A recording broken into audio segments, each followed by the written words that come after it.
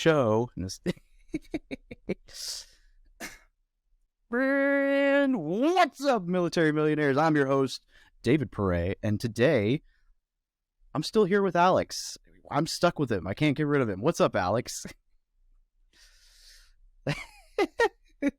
Shout out to today's episode sponsor, The War Room, because all three of us are wearing the freaking t-shirt because Jon was so cool he went and changed. And today's guest is Jon Lallande, Marine Corps veteran, friend of the show, and a man so good at sales that not only did he build a $500,000 VA loan business in 1 year, but he also convinced me to help him move into my house, sell him my wholesaling company, and now he's bringing in $100K a month in the first year of business. And today we're going to teach you how to do that, as well as just catch up on life, because the three of us are good friends who never get to see each other because we live all over the world. It's going to be a good time. So, Jon, welcome, buddy. Jon, really good to see you. It's a little unfortunate that we had to include David in this. I would have loved to just catch up with you one-on-one, but, you know, given the circumstances, it's not the worst thing that's ever happened. You're welcome for introducing you assholes. Yeah, I actually really like that. I really like that intro. But yeah, really great to catch up with you guys. We really haven't had a chance to do this. I know we've been busy with work, so I'm excited, man. This is going to be fun. I am in Medellin, Colombia. I've been trying to get both of you to make a trip out here. I've been here for, 8 months now, and I have a visa to extend until 2024. You didn't come see me last time you were out here, and I'm a little upset about that. I travel a lot, So, I went to, where did I go though? I went to, we went to Guatemala without him. Just gotta jab that every time. I know, man. You guys will never let me live that down. The video came out. The video was fantastic, by the way. I watched it. I watched the entire thing. I typically wouldn't waste my time with something like that, but it was really good. Literally yesterday, Alex, I get this text message. It's John, Adit, and Victor, the three guys that I went to Peru and Colombia with. And it's like, one of them's like, bros, we need to do another trip. And another one's like, yeah, how does a volcano sound? And someone else goes, there's one in Guatemala and Ecuador. Let's hike a volcano in Guatemala. And I was like, all three of you were invited on this trip, and posted the picture of the volcano. But they all had stuff going on. It is what it is. But I was like, I'm not hiking that volcano again just because you guys were late on the last one. We can do a different volcano. I'm down to do a different volcano. It's hard, man, because like running a business, and everybody can relate here, and like especially I know like Alex, you're kind of lucky at this point because you get to travel for work, but like I don't know, for Dave and I, you know, you're running a business and then you have employees that rely on you. And also, I just feel like a little bit of guilt, and maybe it's my own thing that I need to work out, but like a little bit of guilt when I'm like, oh, I'm going to go and take a week or two off and just go like unplug, take my phone off. And what happens if they need me? And so that's been like, I think the hardest part within the last couple of months with traveling. I had a little break where I didn't have like that big of a team, but now my team's starting to scale up a little bit. Yeah. So actually this is a really good insight, because people, you know what they do is they look at my life and like, Alex travels so much. And it's like, yeah, but Alex doesn't make that much money. Right. So I've chosen my sort of my sacrifices and my goals. And so Jon, you're sitting there, you're like, I'm really trying to grind out and make this business, and it's succeeding. And the sacrifice is you don't get to travel as much. And same for David. Although he's kind of bad at both. But, you know, people really have to make that distinction. People really have to make that distinction about like what it is that they want out of life. You know, I'll probably never be a hyper successful entrepreneur because it doesn't just feed my soul as much. But, you know, this afternoon, I'm going to go to Austin to film 6 episodes for my podcast. And from Austin, I'm going to go to Lisbon, and we're going to go hike 17 days in Spain. We're going to hike from Porto, Portugal, 170 miles. We're going to walk to Santiago de Compostela, Spain. And so it's terrible timing for work, but also like if I had a business, it wouldn't be possible. And so people can say whatever they want to say, but it's like, I won't make as much money because I'm exploring the world. And that's my little journey. But there's a lot of people like you who, they make a lot of money and you have a great business and it's going to carry you for a long time. And like, so Dave posted something in the group the other day. I think he got like 180 likes, and I thought it was really good advice. Somebody posted something like, I don't really know what I should do. Like, I don't know how I should invest. And like, we get a lot of veterans that we help out that post like blanket comments like that. Like they'll just post in a group like, what should I do with $30,000 with no context, right? And so I really like Dave's advice, which is, well, first of all, like spend at least 3 or 4 hours, sit down, think about what you want your ideal life to look like. How much time do you have to invest it? Just like if you were like selling something, and you would need to know a little bit more about their background, about what their goals are, what their struggles are, what they're dealing with right now. Because someone that's got $30,000 that's 19 and they're, living in the barracks, they still have a full-time job, they're going to have a different risk tolerance than somebody that's like, I don't know, 30 years old with kids. And if they lose their $30,000 and they lose their job, like they're done. Right. And so the reason I bring that up is I think like, how often are we like going back and realigning with what our actual end goals are? Because sometimes that target changes. It's changed for me in the past where I've been like, no, I'm going lifestyle. I'm going to go 100% lifestyle, and I'm going to travel more. And then I do it and I'm like, man, I miss work, and I'll go into 14-hour, 18-hour days with work for like 6 months at a time. And then I want to swing back the other way. I'm sure you guys deal with that. I don't know if you have any like advice. I can tell you a little bit about what I do, which is no plan, but.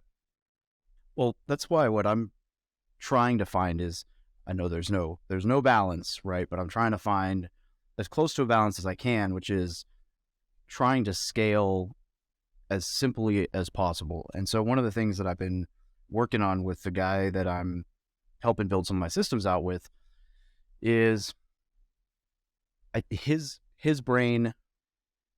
I don't want to say his brain thinks in complexities, but his brain thinks in like, what's the fastest way to solve this problem? In a lot of ways, it's adding, right? Like, I can grab this tool to solve this problem, which works. But in my head, it's like, no. There is a way to solve that problem without adding that tool. That's the way that I want to solve the problem. Like, how do we streamline to solve, like, eliminate things? How do we, instead of adding a new communication tool to combine these communication tools, how do we just instill a new guideline for what kind of communication gets through the chain to minimize, XYZ? Because what I'm trying to get to is like, I don't want to have necessarily a 7-8 figure business. I want to have a business that runs smooth enough that I can say, I'm going to be gone for a week. Call me if you need me. And like, these are the 5 things that are worth calling me on. Anything else, I trust you to run. A lot of people have both though. And so I think, the people that have both spent a lot of time in the build phase, right? So they did go in through like a really hard grind phase where, they were working 16, 18 hours a day. So you've got like the delayed gratification side, but then like you could always die tomorrow. Yeah. So just to be clear, at least with real estate, I learned really, really early on how to just hire good people. So for my real estate, doesn't take any, I don't know. I probably spend less than 5 hours a month on my real estate. And that's very.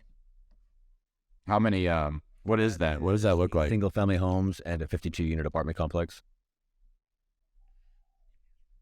Yeah. So I'm GP on it. I have to write the investor reports. I have to deal with, the court cases and all that other, the evictions. Like, I deal, but also I have great partners. Now I don't make as much money as you guys, but all the money that comes in is like zero stress. So, like zero stress. Yeah. So, and that will grow. Now that'll grow a little slower because I'm not focusing on it right now. I'm focusing on making Brandon Turner very famous. But same thing, build phase, right? And then somewhere down the road, it's like now you have this production capability. You have this balance sheet that spits out cash. So I'm in sort of the same boat. I really don't want to wait until I'm 50 to travel. I really do want to travel, and I'm still in my 30s for a few more months. And so it was very important for me to like get out and see a good chunk of the world. I think probably within the next 2 or 3 years, I'll actually have seen most of the places that I want to see, and I can slow it down, at least internationally. Yeah. What about you, Dave? What's your portfolio look like right now? Because I know you sold a couple of properties. Well, hopefully in about 2.5 weeks, it'll be less one hotel. 40 units. Yeah, 40 units less. Yeah, but so currently there's a hotel, but we're chopping that one off and pulling our cash back from it. But we've got you and I and Hugh own a 23 unit and 15 unit apartment that are both cash flowing, and then we have I've got a RV park, like a 28 pad RV park that also has a single family house and a 2-1 apartment, and then I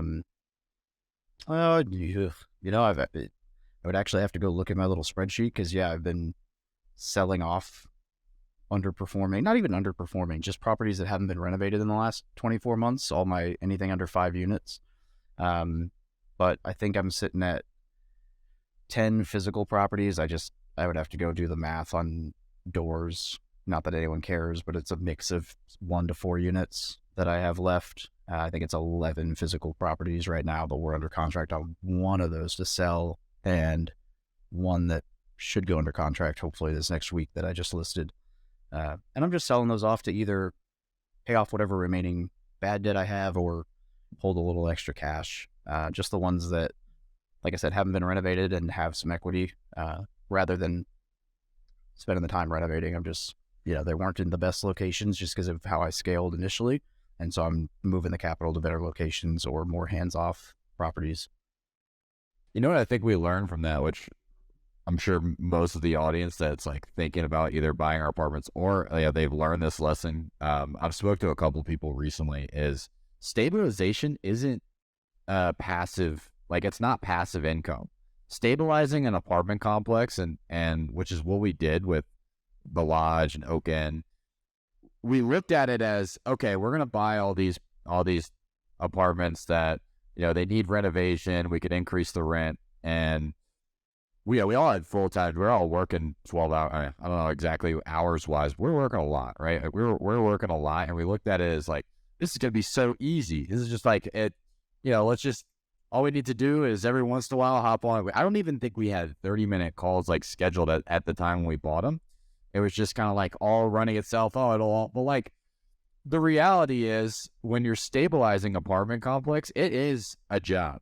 It is not passive income yet. Like, it gets to be passive income once they're stabilized, but stabilizing is not easy. And that, I think, was the biggest lesson that I learned from all of the investments that we bought over the last 2 years, because we got lucky, especially when the market was up. And it's funny because I remember something Alex said. We had a podcast like 2 years ago, and we're talking about VA loans. He's like, the market doesn't always go up, right? I'm like, Alex, you're an idiot. What do you know?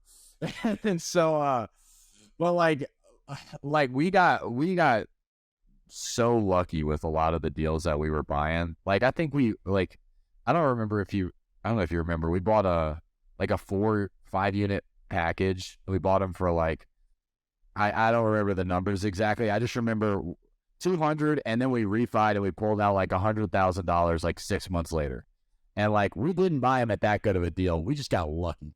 And so, and the market was just going up like crazy. But like us, we're like, man, we're the best investors ever. We are Brandon Turner. And so it's funny, like, how people will look at investments and they hear all the gurus, and obviously when you have something to sell, you make it sound easy, right? Like when you do have something to sell, but like the reality is, it's not always that fucking easy. You know what I mean? Like, stabilization isn't that easy. Like, there's going to be evictions. Not everybody is going to be okay with you raising your rent $150. Not everybody's going to be. And then when you do renovations, shit comes up. We find plumbing issues. We find like freaking weird stuff that comes up, and dead cats, dead people. We found a ton of dead people. That was one thing that I'd never thought about before I started investing. How many people die? Like, people die when you own almost 100 buildings. Chances are someone's going to freaking die in one of those buildings, which just happened to us, like, probably more than we'd like.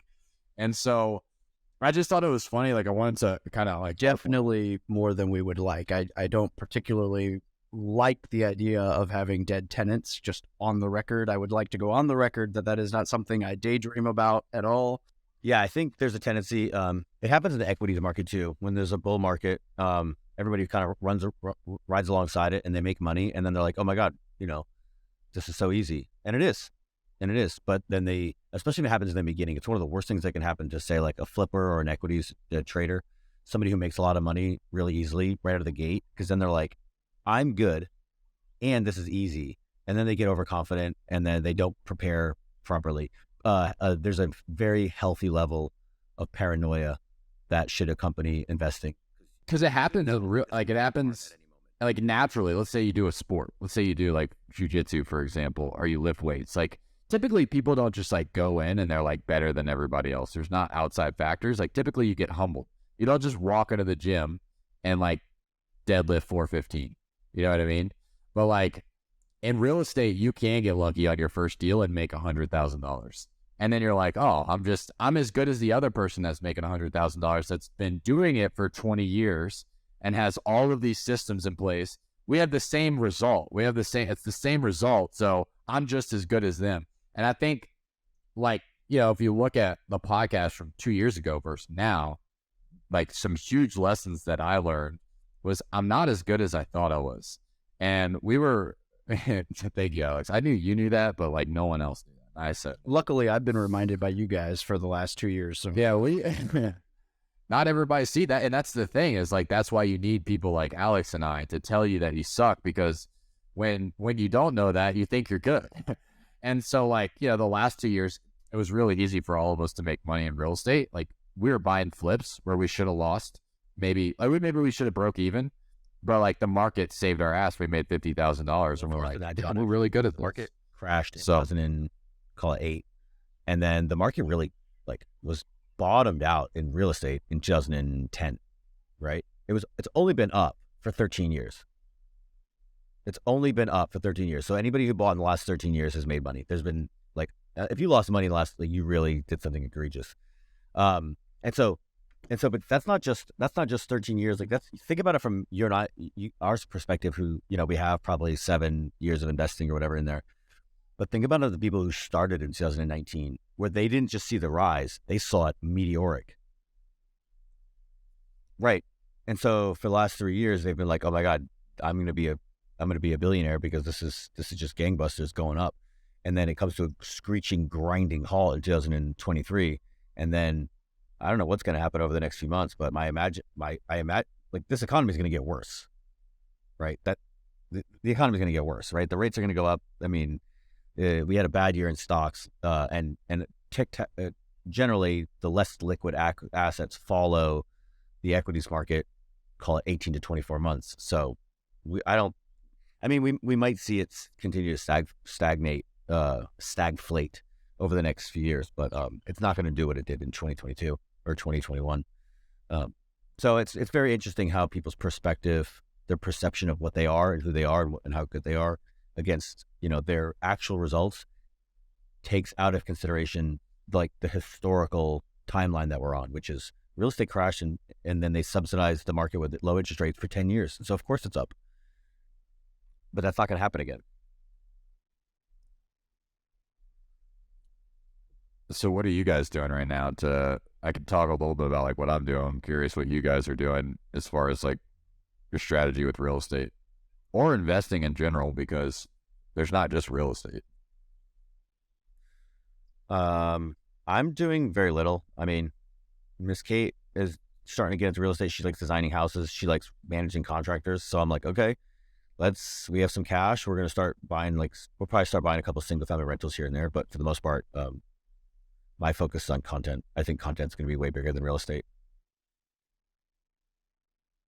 I saw that somewhere like recently. Like it will be the biggest. You'll have the biggest ROI on content, getting eyeballs.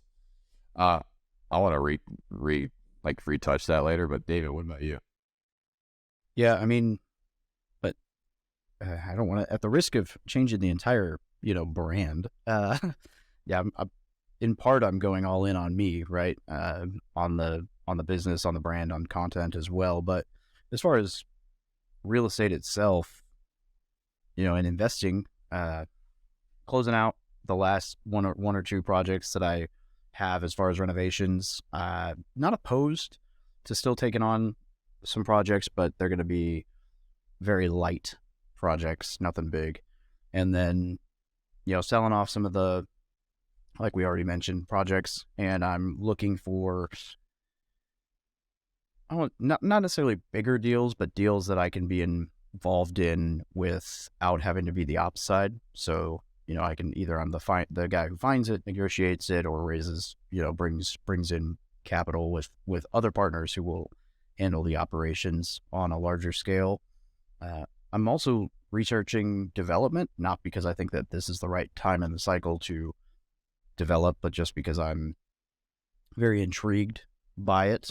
And I think that it'd be a fun piece of the real estate game as far as like the vision side. I think the creative side of real estate is more fun than the just buy and hold game. But as far as investing itself, honestly, my biggest moves right now are just kind of paying off whatever remaining, bad debt that I might have, i.e. A little bit of credit card debt that I took on, finish out this flip is going to go away because that's a guaranteed instant return. And it's not that much anyway. So I'm going to pay off that stuff, anything that's like a guaranteed ROI. And then I'm going to stash some cash and just kind of pay attention to what's going on and, see what's up. And I always put a little bit into index funds because it's super passive and a dollar cost average into that. So you guys both mentioned media, and I feel like I'm interviewing both of you now, but like I think it's a good conversation because both of you guys are well, Dave especially, Alex, like I could tell you're building your brand up. Everyone's doing media now. Like everyone and their mother is doing like TikToks, Reels. And so, like Facebook ads, I don't know, 10 years ago where like nobody was doing them. So it's very lucrative. And I think right now, like connected TV ads are kind of like that. Like not everybody's really doing them. And so you can get in front of a lot of people for not a lot of money. But how is that going to continue where you have every single person and their mother having a Instagram where they're doing reels with like professional content, Alex Hormozi style? Is it going to continue? Is it going to be harder to grow content? Have we missed the boat already? I mean, you guys probably haven't, but if you're starting like right now, do you think like you've missed the boat already with content? Think about what you're saying. Like, let me give you some perspective. Movies came out in like the 20s, but we didn't see the golden age of cinema until the 80s. So cell phones came out, Facebook came out in 2008. Smartphones came out in 2010. So 13 years old. No, dude. No, we're in its infancy. Like, there's somebody, the biggest stars on media haven't even been born yet. Never mind behind the game. There's something crazy like 500 hours worth of content gets uploaded to YouTube every minute. But I would look at, I guess like when you're talking about monetization, right? The more saturated the market gets, it's going to be more difficult to get in front of eyeballs, right? There's only so many people on not everybody is using world. Like TikTok's brand new. So you're like, oh, did you already miss it? I'm like, what's the next app? People are going to migrate to apps over time. Like it's not going to be Facebook, Instagram, and TikTok. So there'll be new apps and there'll be new ways to reach people. So it's just the platform the biggest platform in the world doesn't, like, something bigger is going to come along. Facebook will fade just like MySpace faded, and the new thing will come out and it'll be a slightly different way to interact with people, and that will reach more people. Also, I'll give you a good example. Let's say you're starting a podcast today. What's going to happen over the next 3 years is that AI is going to digitally translate your content into every single language. And it's going to do it to very, very high fidelity. And the fucked up thing is, and I've already seen this, if you look around, you can find it. They'll do it on video too. So everything we're saying, it will come through in Spanish, and my lips will move in a way that says that I'm speaking Spanish. And that will happen completely automatically. So you're like, aren't the eyeballs already exist? I'm like, no, you're actually going to go from 350 million Americans, possible market share, to 8 billion people. Yeah.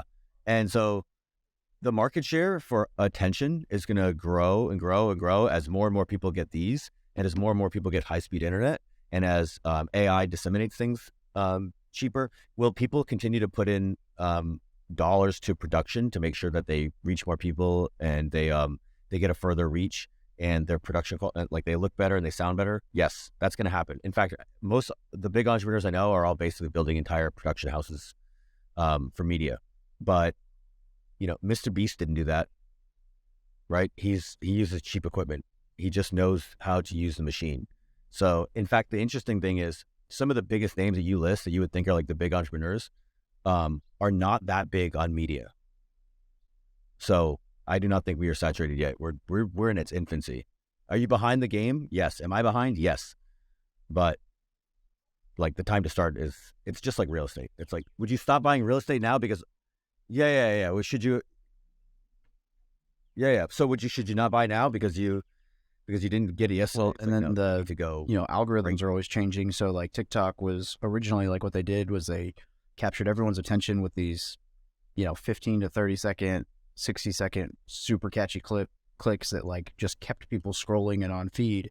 And then now they allow you to post up to 10-minute videos that what's made them, they don't censor anything.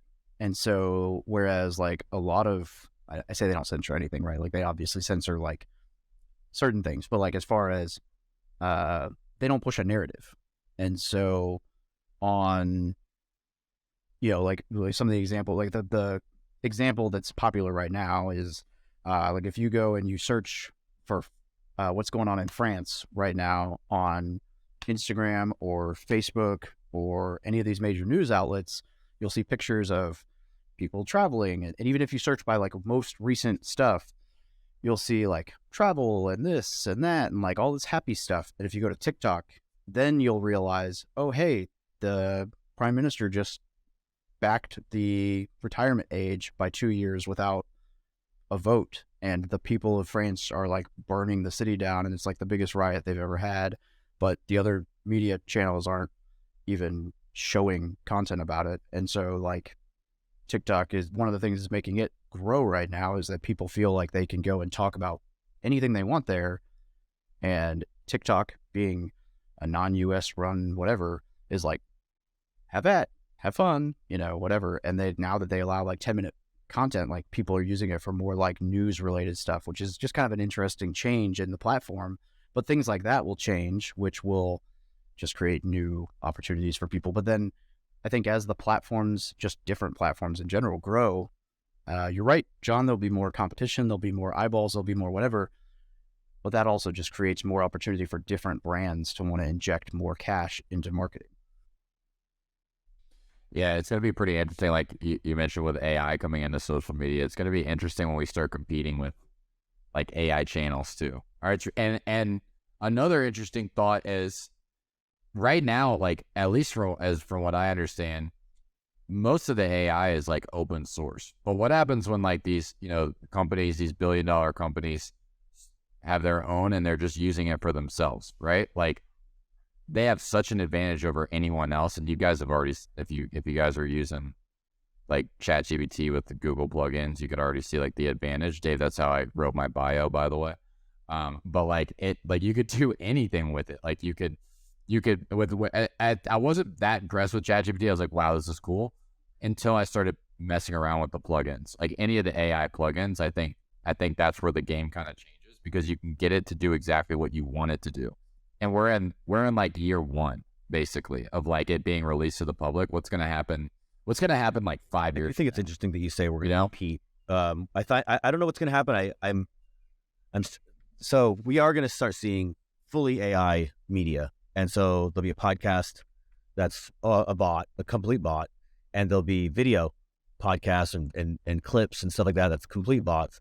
And what's interesting to me is I do really wonder, I think I have a tendency to think that people, especially people who like high quality content, will continue to want human content. And the people who are sort of like, idiots, they will not mind bot driven content, and that will create a separation. And so the other thing is this, and this is kind of what I've been thinking about a lot, especially over the last month, is we did two things. Well, we the human psychology, right? We want clicks. We want big numbers. And so this is why TikTok rose so well. I mean, their algorithm is great, but what they do is they're getting you on 30 seconds. And so, so you can go get all these high numbers, and it's like, but you got somebody for 30 seconds. So there's really no emotional buy-in there. There's no human emotional buy-in there. It's just you're watching somebody dance, or you're watching somebody make something or tell you something, but it's 30 seconds, 60 seconds at a time. And this is why podcasts are so, they create so much buy-in, because you listen to somebody talk for an hour and you get their mannerisms, you get to know them, you get to know their, like, especially if they're being authentic, right? You get to really understand who that person is. And so your view count is much lower, but your emotional buy-in for the consumer and the symbiosis is way higher, because you're getting them for an hour. And so what I think you're going to start seeing is, and that's a difficult mental, like, emotional thing for the consumer, or excuse me, for the creator to go through, because it's like, do you want 500 podcast views of like diehard fans who will buy your product and carry with you for 10 years? Or do you want 10,000 views from TikTok of people who do not care, they're not going to subscribe, they watched your one little thing and that's it, and they don't care? So like, the 10,000 sounds better, but it's harder to gauge the emotional buy-in. So I say all that to say, I'm quite sure that the companies, they all know this, right? This is why YouTube is sort of the beast, because it's 10 minutes. You get a lot of 10-minute views is a lot. Like 10,000 followers on YouTube is a lot different than 10,000 followers on TikTok, right?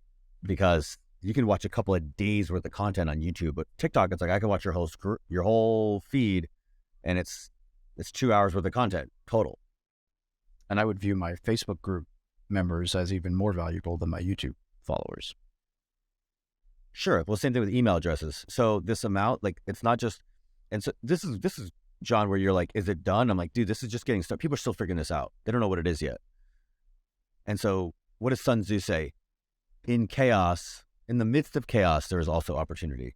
And so right now, social media is pure fucking chaos. Nobody knows what's going on, right? In fact, and just one last example, because I've been talking too much, is Tucker Carlson, the number one viewed show on cable network television, gets, I don't know what he gets. Maybe he gets 10 million views an episode, right? Which is a lot.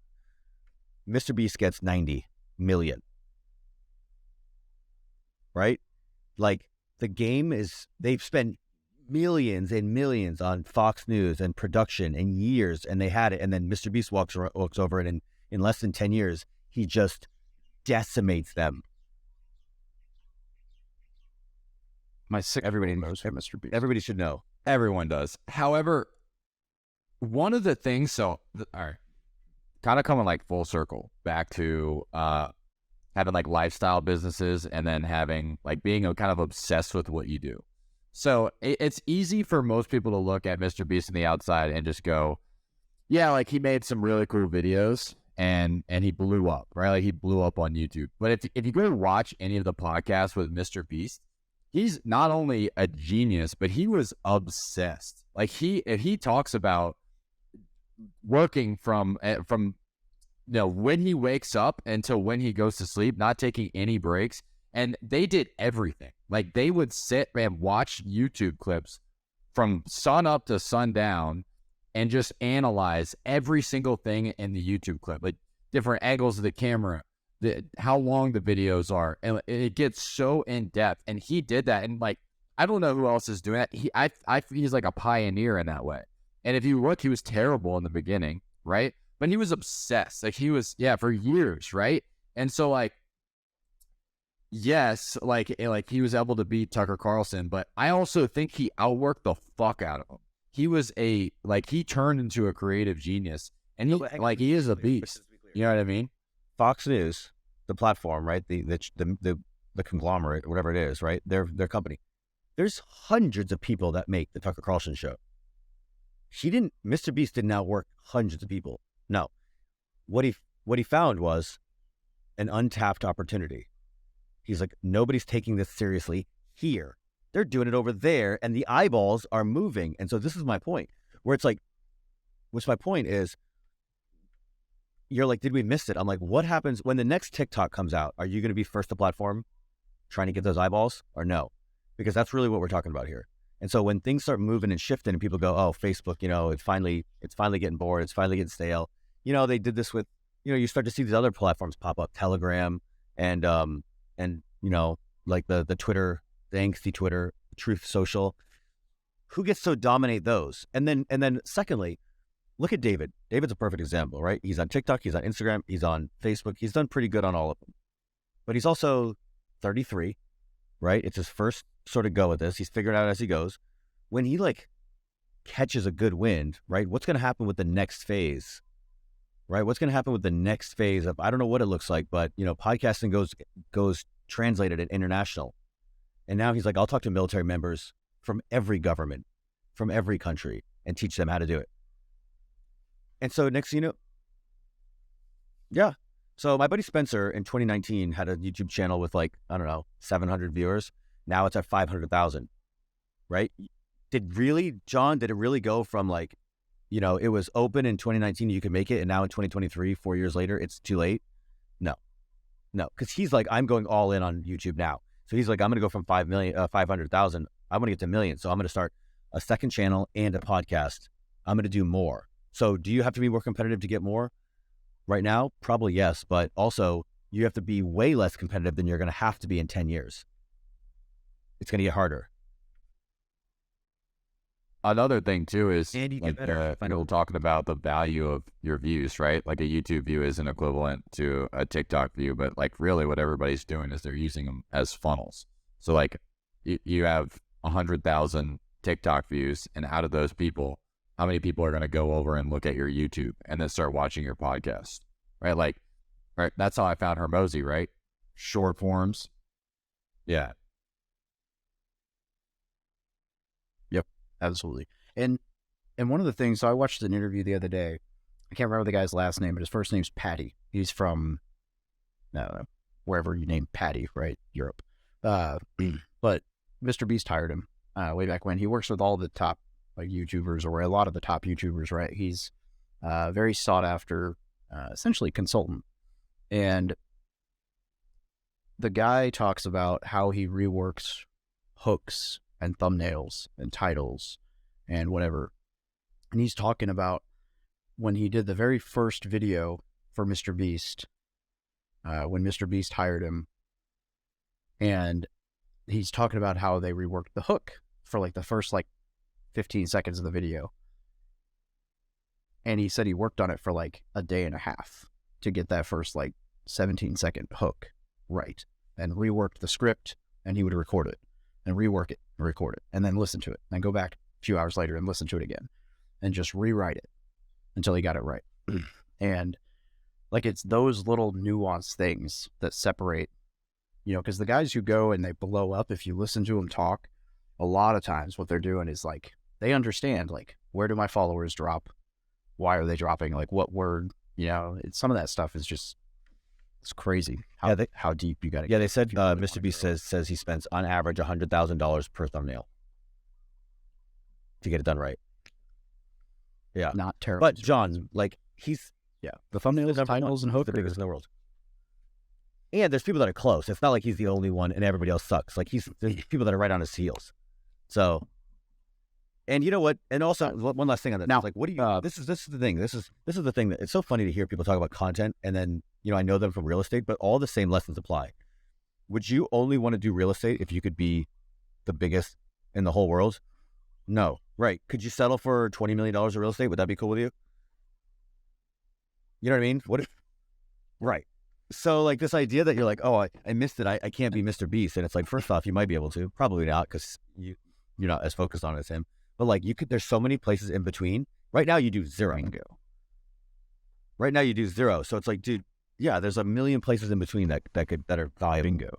And that is pretty much the same conversation we had in Guatemala with a gentleman. But that's a great note to transition, because in the intro about 40 minutes ago, we said we were going to talk to people about how great this guy was at sales. So John, I got a question for you. All right.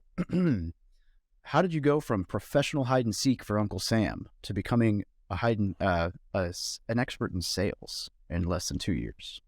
Yes, I just wanted to throw professional hide and seek in the podcast. It took me a second. So Dave's referring to, I was a sniper in the Marine Corps, and that has like nothing to do with business, right? And so like, how do you make that transition? Because like when I originally was looking to get out, I was looking at going the traditional route that people go, that SWAT team, 3-letter agency, something like that. So I was actually pretty bad with money, like when I was a boot. And so when I mean like pretty bad, I mean, I was like, holy shit, I have a paycheck for $650 as a Lance Corporal. I was like, I can buy $650 worth of stuff this month. Like, this is awesome. And so I did that. Like, I did that shit for like the first like year and a half. I was not responsible with money at all. And it wasn't until I deployed and I was on a MEU, but like, and was forced to save money that I actually started saving money. And so, you know, I saved up like, I don't know, $40,000 or something, which I thought was like all the money in the world. And I was like, I'm not just going to go back and spend this $40,000 like I've been doing. I wonder what I could do with this. So I started looking at like some ways to invest. You know, that led me into real estate, like led me into the Bigger Pockets community, which actually technically, Dave, is where we met. And so I kind of broke that money up. I learned about wholesaling, and I spent half of it on a down payment for a house, or like my closing costs and like rate buy down for a house in my BA loan. And then the other half I spent on marketing for my real estate company and for my wholesaling business. And so I was in the barracks, like just doing SMS blasts. I was spending like, I don't know, maybe like $1,500 a month, maybe a little bit more on marketing, and like did a little bit of direct mail. And I ended up spending all of it. Like I spent, like I before I made a single penny, I went back down to like basically $0. And I did, and I invested in education. One of the biggest things that, like, you know, looking back, is I didn't know how to close. Like, so I was just getting on the phone with these people. I would text them and say, "Are you interested in selling?" They're like, "Yes." And then I would just do what everybody else does, which I would get on the phone and I would just bullshit with them for like 30 minutes and then throw an offer at them with no context about why they wanted to sell, what their goals were, what happens if they don't sell, how long have they been thinking about selling, why have they not sold so far. So I invested it. I went down all the way to $0. I had one deal close like 2 months later that was able to basically refund my investment. So I made like, I don't know, another like $4,000. I was like, all right, cool. I'm putting all this back into marketing. Did the same thing again, like dumped it all back to $0. And then a few months later, you know, I started to get like a little bit of traction, but I lost all my money twice. Like a lot of people would be like, oh yeah, I lost $15,000. This doesn't work, right? I didn't really look at it like that. I was like, I'm going to make this work as long as I have money. So I funded it and went back down to $0. So I started doing that. Dave, you and I met around the time where I was like just starting to get like pretty consistent with my deal flow. I was still active duty, but you know, I was on Bigger Pockets. I was still like reading the stuff. I wasn't good necessarily, but I was doing the thing. So we met, and as I started transitioning out, I was like, all right, I don't necessarily think that this is going to be enough to really like sustain my style of living. So I'm also going to get a job as a mortgage lender. Perfect timing. Like I'm not a genius. I didn't like see that the rates were going to go low or anything like that. I just walked into like a really easy market. So at the time, like I started to work 12, 14 hours a day. And I was like, how do I continue doing my real estate wholesaling business? And I had to learn how to leverage other people. So I started scaling that out, and I focused on the one thing which was really important. Like, as long as you have the marketing down, how do you close the deals? It's sales. So I started just doing more research on sales over those last couple of years, and I started monitoring the calls from my sales reps. I had 2 acquisition managers that were working full time. I was managing some VAs while I was a full-time lender, so I kept that business going. And then the more I kind of realized, like the biggest thing that makes a difference between people that can spend a lot of marketing and then people that actually make a lot of money off the marketing is the sales process. So I just kept studying, and I've always been extremely interested in human psychology, like in almost a way. And like, you know, Dave, you've probably seen this, but when I know when somebody wants to do something, but they're not doing it, it bothers me, like to my core. And so like, it doesn't matter what it is. Like, you want to quit smoking, but you're not quitting smoking. And like, you know, what's better for you. I am going, and if anyone will attest to this, Dave will, I will bother you so much until you stop doing it. And I say bother you, but like, it bothers me. Fuck out of you. I will annoy the fuck out of you. And so like, when I started to be like, how do I get people to do like what's best for them? How do I better get people to do what's best for them? And so that's what I started studying even more. And when I switched my framework around, all right, I'm no longer trying to push anything. I don't care if they buy from me, but if they want something that they're not doing, how do I get them to do that? And that is when like my mindset shifted around sales. And I started, you know, I got into different sales training. I started studying sales more, which led me into Jeremy Miner's NEPQ, which now I teach his process to real estate investors so that they can scale their business, you know, to where mine is around 6 figures a month. Long story. Yeah, basically. I should have that. That was like 4 years in the making. Lots of money lost. I've lost, like, I'm not like, a lot of investors will come on and talk about how great they are. I've lost my money so many times. I've lost hundreds of thousands of dollars on things that I thought they were going to be easy, and they weren't. And so what I've come back to is like just the basics, which is marketing and sales. Like that's my business model now. I do marketing. I try to get the best quality leads, and I give them to the best trained salespeople. And I'm not trying to reinvent the wheel. How do we help people that actually need to be helped? I'm not trying to solicit a bunch of people that don't want to be helped. The people that need my service, that reach out to me because they want to sell their house fast for cash, how do I help them in the best way possible? It's by getting salespeople that know what they actually want, know what the possible ramifications are if they don't actually act on what they want to do, and then they give them what they want. Like, that's all they do. It's funny how you hear different things. Like Alex heard overnight success. I heard you lost a bunch of money and then you moved in with me and now you're rich. That's exactly what happened, dude. Thank you for bailing me out. Thank you for bailing me out of that very hard time in my life. Or I was spending like less than 0.5% of my income on rent. No. So I'll tell you, I'll talk about that because it's funny. We've been bullshitting for the last like hour, but this would be like something that's valuable. A lot of people ask me that question.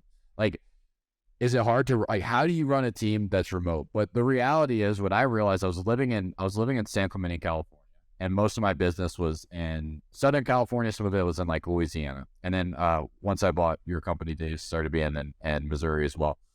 And so I realized that all of my deals in California, I never left my room. I would work from my room at this point, or like when I was in mortgage, I would work from my office. I never went and looked at any of these properties, even though they were local. Like, I had salespeople that were local on the ground. I was like, what am I doing? I have to do this from anywhere. I'm never leaving. And so it's not difficult to do remote. Like, you're not going to go look at all of your properties anyway. Somebody else is going to do them. And like you mentioned with like hiring good people, right? We were talking about the beginning of the call, getting around like just really good people. When you have people that you can trust, you're not going to go to those properties anyway. And so for us, like, it's a pretty simple process. We talk to the seller about the condition of the home. We get them to send us pictures. And we just tell them like, hey, if you hid anything from us on the property, that's going to come up. Like, our investors they're not stupid. They're going to find the giant foundation problem that you didn't tell us about, and we're going to need to renegotiate at that point. But do you understand that? And they're like, yes. And so that's like the worst case scenario, is like somebody try to hide something from you. And even then, like, I have no problem going back and renegotiating with the seller, saying like, hey, remember how you said that there was nothing wrong with your house? Well, the roof's falling apart. It's like completely like caved in. Do you see how that could be a problem? They're like, yeah, I see how that could be a little bit of a problem. Okay, cool. Like, what should we do from here? I guess we should probably renegotiate the price a little bit. Yeah, I think so too. You know what I mean? So no, like I guess like, what problems do you see coming up when you're running a remote business that would help you when you're in the ground? Yeah. I've bought almost all my properties remote, so I don't find it to be me being at the house doesn't matter because I'm not working on the house. So like, I think sometimes people have a control issue, but if you have a control issue, you got to solve that no matter what first anyways. Otherwise you're always like at the mercy of like the geography. Like I have to be at every deal. Like, you can't scale that. And if you want to help somebody, like you need sales to do that, because you're like, okay, well, why do you want to build this business in the first place, right? It's like, oh, I want passive income. How important is that to you? It's really important. Why is it important? Because one day I want to travel the world and go to Spain like Alex Felice, right? It's like, what happens if you keep your frame of thinking that you have right now, that you're telling yourself that you can't close deals remote? Like, what are the ramifications of that? Of you just like staying the same? Right? Like that's like, and like, that's what I started to practice, is getting to the goal that people want. Right. And then like, you have to change the way that they're thinking now. And that's what a lot of people do, is they just say, oh, I can't close deals remote. And they don't think about the consequences of that way of thinking. The consequences of that way of thinking is you're going to stay broke, and you're never going to be able to travel the world like Alex, or do whatever it is that you want to do. I couldn't move to Maui. You know what I mean? Just working for a paycheck. Like I had to have my real estate.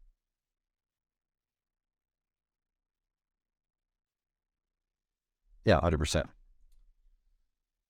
So, long-winded answer. That's how I kind of like transitioned over.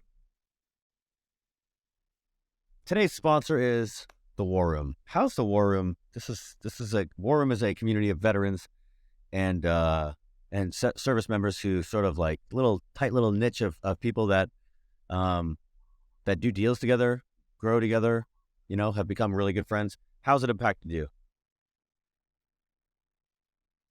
It's so crazy, man, because I was talking about this the other day, and you can look at it like directly.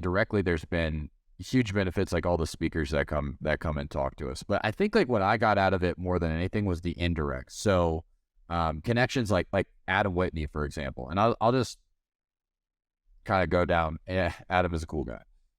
And so, for example, like, I joined the War Room, met him, and then he introduced me to a mastermind, which we all went to the event at 7-Figure Flipping, right? So like he introduced me to that, which like really taught me how to start scaling like my KPIs, which led me down to like something else. And then like even within that, there's a community in that mastermind that's also in the War Room. I met Antoine Fernandez, like all of these really just incredible players that measure their KPIs. They're businessmen. Like they're not just like hobbyists or doing a side hustle or anything like that. And being in a community like the War Room and being with around other people that are doing the exact same thing, there's real accountability. Adam Whitney sent me his QuickBooks report for Q1. Like no one fucking does that. Everyone wants to fucking hide and say like, yeah, I made X amount of revenue, right? Adam sent me his fucking QuickBooks and said like, look, this is my fucking P&L. And like, this is how much we spent for like accountability. That I'm not fucking telling you that.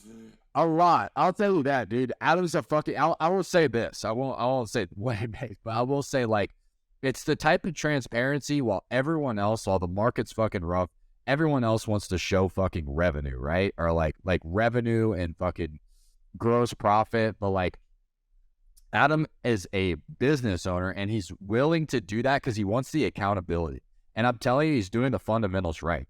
And that's the type of quality that's in the War Room that you don't see. And like, Alex, we talked about this like on the civilian side not too long ago about like, I guess people like being a little bit like less like down to earth. But like, I feel like because of the nature of the military where people get called out for their fucking bullshit, it's like you get to connect with other military business owners that are no bullshit for the most part. Now you've got your bad eggs in everywhere, right? Like you've got your shitty people, but like for the most part, the people that I've met in the War Room, they are doing what they say they're doing, and they're running good business fundamentals, and they're eager to learn.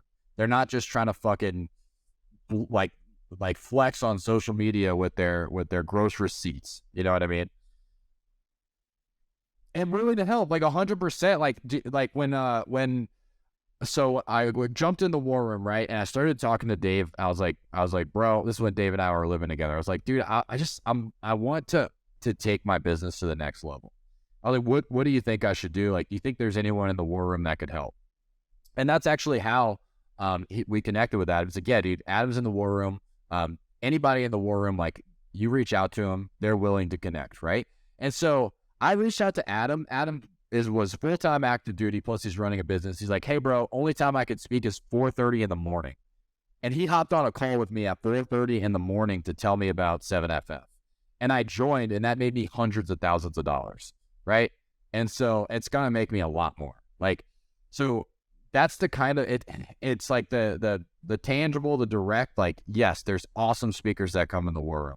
There's like awesome stuff that you can get out of it, but just the community of people that are a bunch of go-getter, no bullshit, they're not flashy. They're like down-to-earth business professionals that are just looking to do better with their life, and they're looking to create a better life. I think, man, like, you really couldn't ask for a better community. It's not hundreds of thousands of dollars a year. It's disgustingly underpriced. It's disgustingly underpriced. So that's what I think about the war room, man. I don't. It's less than half of that. Well, it depends on how you pay. So, it is, yeah. So it started out at $50 a month, and then it went to $100 a month. And then what I did was, I left it at $1,000 a year. But if you are not willing or confident enough to invest in yourself for the full year, it's $150 a month. So I added 50% to the monthly price, so it's close to $2,000 a year. It might go up soon. I want to keep it. I'm thinking about making it. It needs to be more expensive, and here's why. This is why I think it needs to be more expensive, and maybe that's a good idea. Like, make it a different price for active. I want to make it affordable for active. That's why it's never been too high. Okay, that's a good point. And some people, I think, on active duty make like under $1,000 a year if you just got it. So that's like $1,000 a month. I mean, if you just join. So like, okay, make it. I actually like that $100 a month, $150 a month for active, and then probably $250 for civilians. Yeah. It needs to be enough to buy in, though, because people need to actually show up to the calls. I think what's ridiculous is you jump in on some of the war room calls, and there's people in there making over $1 million a year, like on just like the meeting minutes or whatever you call those, right? Like, people making over $1 million a year, people with like 8-figure net worths, right? Just jumping on casually and willing to give advice to a PFC that is starting out, that hasn't done his first deal. And so, like, where else would you fucking get that? The only way that you're getting that, the only reason that you're getting that is because we have one thing in common, that's we've been in the military together, and we like to help each other. That's the only reason. And so I think, like, great that it's so cheap, but if it was a little bit more expensive and these people knew, hey, I'm going to get to be on a freaking phone call where I could ask, like, what are probably sometimes like stupid questions to people that will give me really, really good answers because they know what I'm trying to say. Where if I post this in like a Facebook group or ask it on Reddit, like, nobody's going to know what the hell I'm trying to say. So like, you get consulting from people that with 7-figure, 8-figure, Dave, you could, I don't know, maybe 9-figure. I don't know who else is in the war room that has like that kind of net worth, but definitely 8. Yeah, definitely 8. And so I just think that like people aren't taking advantage of it like they should be. And if I was a PFC and I could get on a call with a bunch of people that are making, 7 figures a year, and I had the balls to ask questions, which I would have because I'm fucking awesome, but like some of these people don't. And so I think like when you make it a little bit more expensive, people are like, shit, I need to get my value. You should put out like so they do. Put out a roadmap and say, hey, look, the price is cheap now and it's going to go up. So you sort of create this like, hey, if you want to get in, like, the time is now. In fact, that's kind of one of my complaints or one of my regrets. I didn't join GoBundance, and now it's like, now I'm basically priced out. I have a suggestion. I don't know if AI can do this yet, but what would be really cool is I just got this off an idea from our Hormozy podcast I listened to the other day, but like having like basically a grading system in the war room, because he talked about doing this for like a sales business. So like, yeah, if you don't get the value out of it, well, how many calls did you show up to? How many posts did you post in the group, right? How many questions did you ask? Because if you showed up to every call for a year and you showed up to your accountability calls every single time, and you asked, let's say 4 questions every quarter, like you did like these, like we had like these KPIs for people, they would be more successful. Because typically the reason that people aren't successful when they're around entrepreneurs that are doing 7 figures, it's not the fucking group, it's them. They didn't fucking show up. They didn't put in the work. They didn't show up to their accountability. In the military, like you get out what you put in. It's an investment. If you don't make a good investment, then you don't get a good return. And to me, it's everything in life. It's a gym. It's like the gym membership is not what gets you in shape, bro. It's you got to go there and work. The gym membership's the easiest part. And even like if you just go to the gym and fucking slack off, like you're not going to get in better shape than if you fucking go to the gym and you fucking kick your own ass all the time. Are either of you fans of Friends? No, I don't have any. Oh, the show Friends.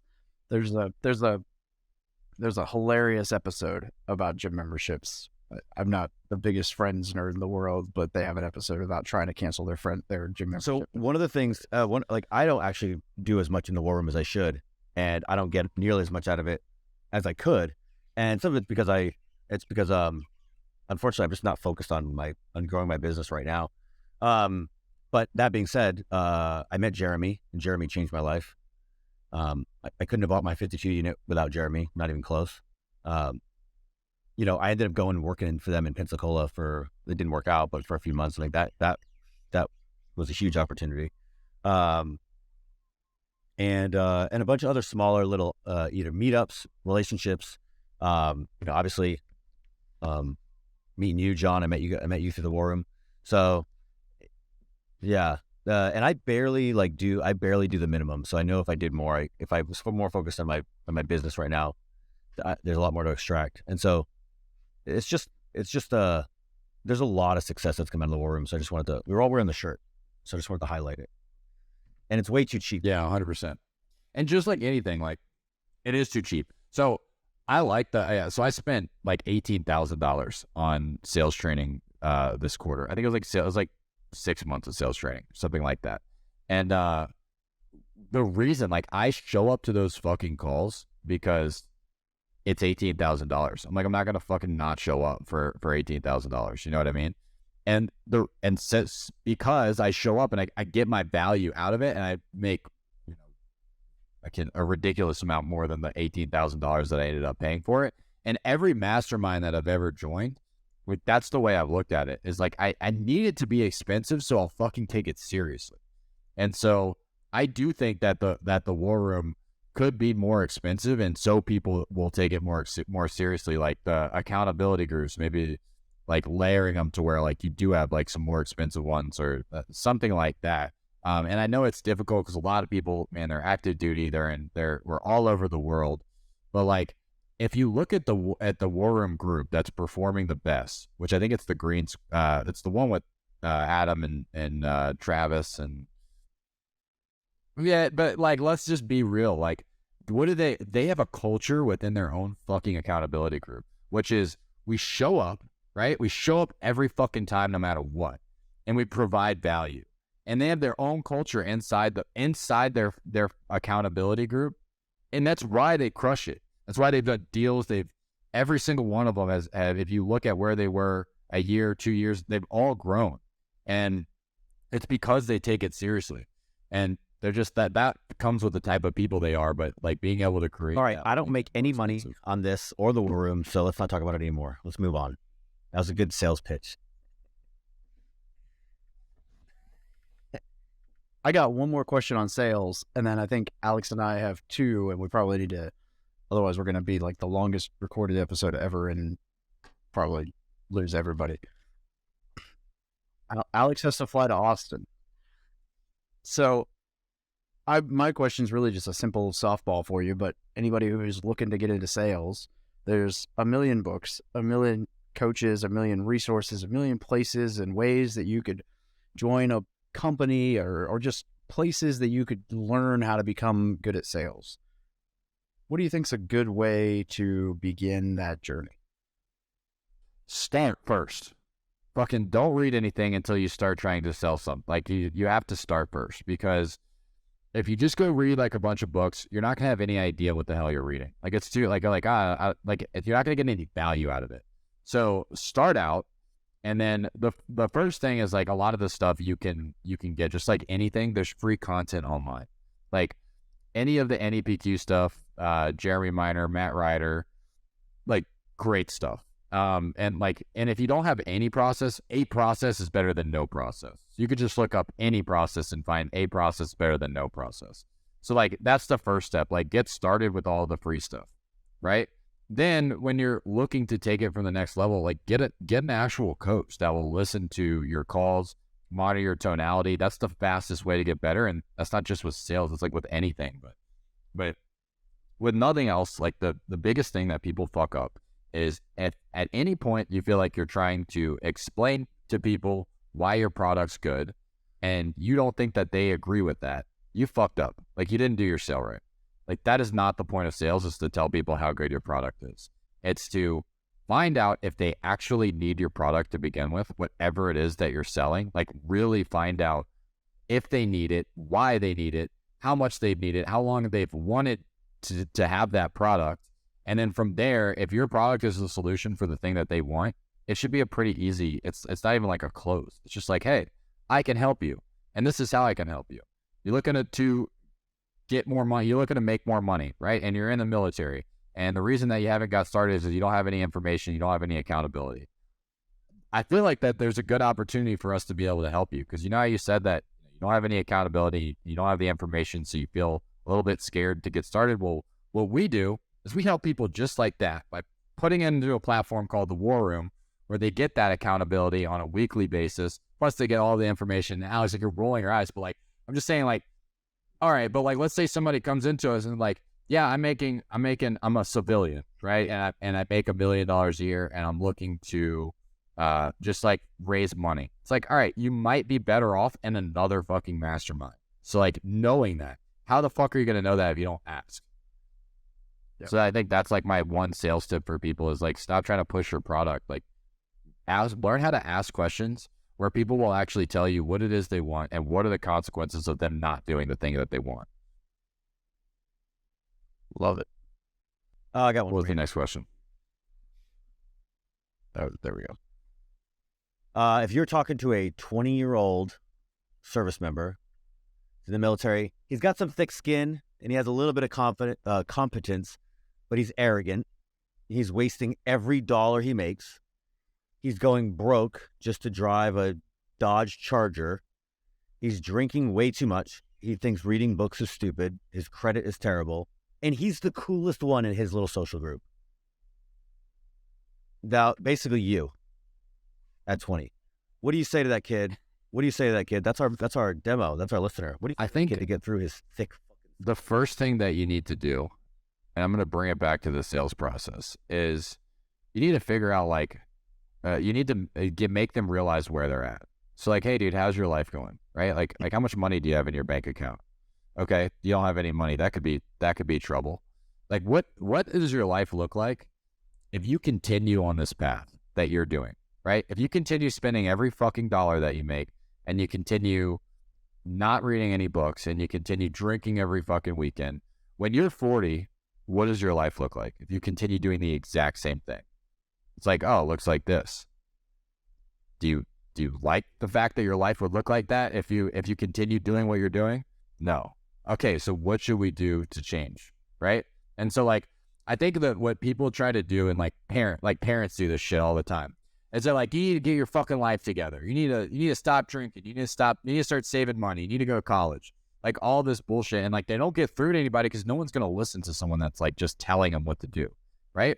But like what you need to do first, and if you're in this scenario, like if this is you listening and you're in this scenario and you're spending every dollar that you're getting and you're drinking every single weekend or even every day and you're not investing your money, like make it fucking hurt. Like if you guys heard the story about the dog sitting on the nail, I'm going to tell it regardless. So like there's a dog and he's sitting on a nail. So like his friend comes over and the dog's whimpering, right? He's whimpering. He's like, dude, why is your dog crying? He's like, he's sitting on a nail. He's like, why doesn't he just get up?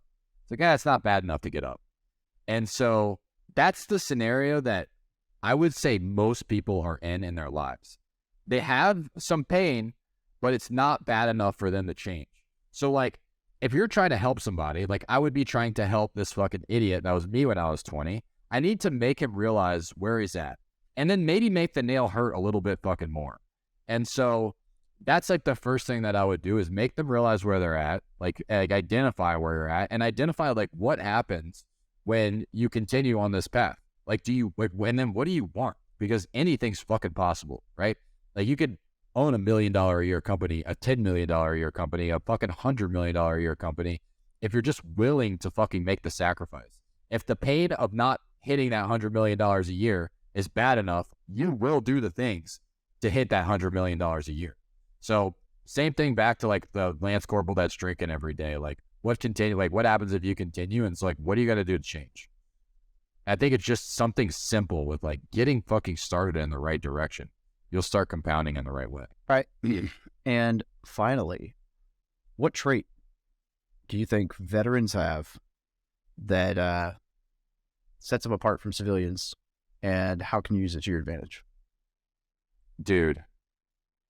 Bro. Okay. So I interview a lot of people. So I have like a something like charged with this. Like I interview a lot of people, right? I'm always interviewing, trying to grow my team. And I would say 90% of like good veterans, because you've got your 10%, your bottom 10% that are just trash. But like the ones that like really did their job, they're proud of being in the military. Just the ability to show up on time and do what you're supposed to do is something that you would be so surprised is lacking. And like the normal, like your normal 24-year-old straight out of college who thinks he's fucking entitled to the world, the military vets just don't have that. When you ask them to do something simple, like, hey, show up to this interview 5 minutes early and make sure your camera and your audio is working. But like when you ask them to do like simple things like that, they fucking do it because they're used to it. They're used to getting fucked up. When someone tells them to do something and they don't do it, there's consequences. Where these kids that come straight out of college and they can miss class if they want, they can, they feel a little hungover, they don't show up. Like that's the thing. Like when you're in the military, like you fucking go out drinking the night before, you're gonna run that fucking PFT. You're gonna fucking work out the next day, and it's gonna fucking hurt. So you can go out and do it. You can go out. I know I had tons of friends, even in recon, that would go out and fucking drink the night before like an 8-mile run. And they would fucking suffer during the 8-mile run. And like that shit just doesn't happen in the civilian world because you could just miss college if you're hungover. And so I think like the one trait that sets them apart is just the ability to just show up and do what you're told no matter what. No matter if you're hungover, no matter if you didn't sleep good the next night, just fucking do it. And that one trait will make you so successful. Yeah, it's so interesting you've put it that way. I remember the story I always tell is it's like day one in basic, and drill sergeants are yelling at you and they're getting you all frazzled, and they're like, just put your fucking duffel bags, dress along the sides of the thing, and like everybody's fucking it up, right? We're all messing it up because we don't know what we're doing, and they're like, it's simple, you idiot, it's simple. And then it's like, and then the excuses start coming out, and so the one that gets me is always it's like, you fucked up, just say you fucked up. I don't want to hear why. Don't do all that. Just fix it. Just shut the fuck up and fix it. And so that culture gets beat into you, like beat into your skull. And then I just don't, if I fuck up, I mess up every day. I just don't, it doesn't matter. I'm fixing it. I'm not trying to absolve myself of why. So anyways, I love that answer because people will, I had a kid yesterday. I wanted to hire him for editing. I met up with this local photography group. I asked the group, I'm like, hey, I need an editor. He's like, dude, I've been wanting an editing job. I'm like, great, right? He works for the church. He gets paid no money, and he's a window cleaner. I'm like, great. I need like a full-time editing person. And it's for Brandon Turner. Like, there's opportunity here. He's like, I'll be at your house at 3 p.m. He texts me at 8 p.m. And he's like, and I was already, my phone was off. And he's like, hey, I'm ready now. And then I texted him the next morning. I was like, dude, I didn't see this till this morning. And then he didn't text me back. And so I'm like, I'm going to get somebody else. I'm going to get somebody in the Philippines for half the price.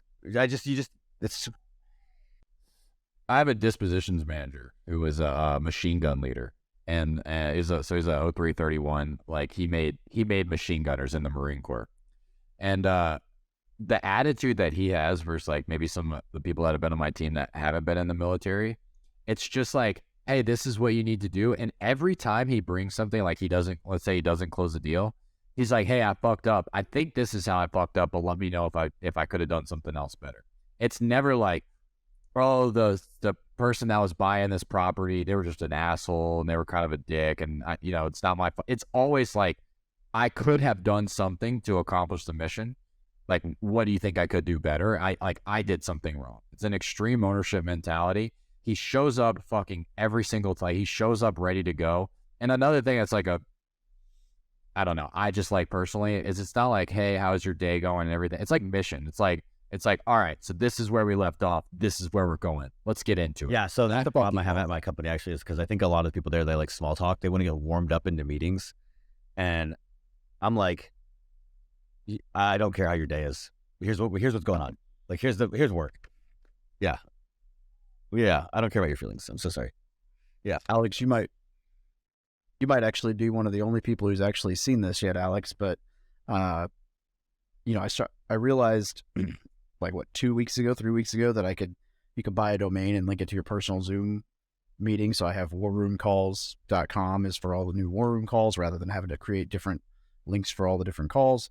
And did that, and I was like, oh, you know what? I'm going to create a unique one for all of my personal meetings or business meetings on the other side, so that I don't have to keep creating new links and have all my different stuff for all my different calendars. Like, it's just going to be one link that always goes to my personal, whatever.